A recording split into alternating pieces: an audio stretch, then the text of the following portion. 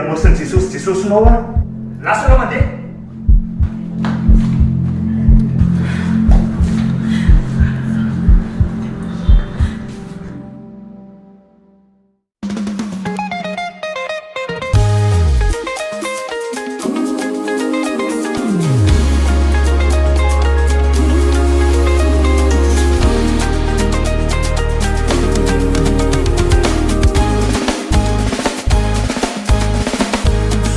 Fiananao matsaro marary mitomany indraindray mandalo ady mamay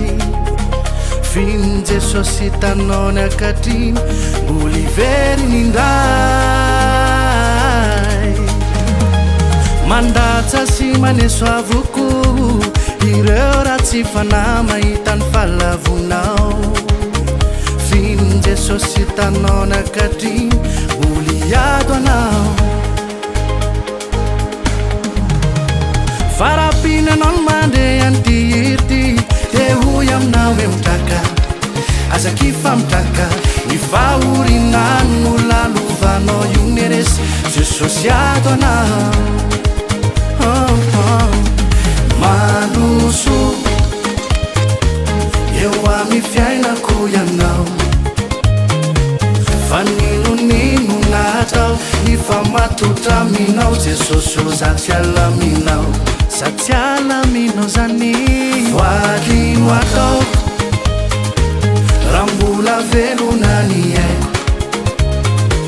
ny anaranao no geraiko ianao no ankalazaiko ny atsaranao no irahiraiko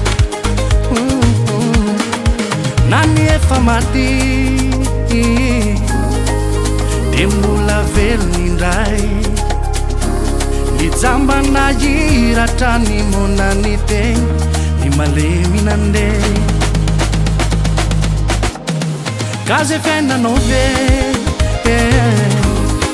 de tsy ny manangana atolo ry azy any olo ny tenanao fa izy ato anao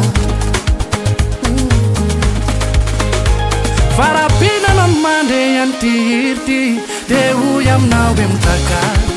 azakifa mitraka efa orinany no lalovanao io neresy jesosy ady ho anao manoso eo amy fiainako ianao eo amy fiainako ianao ifa matotra aminao jesosy o za tsy alaminao za tsy alaminao zany jesosy o raha mbola velona ny aiko ny anaranao no geraiko ianao no ankalazaiko ny atsaranao no irahiraiko manoso jesosy eo amy fiainako ianao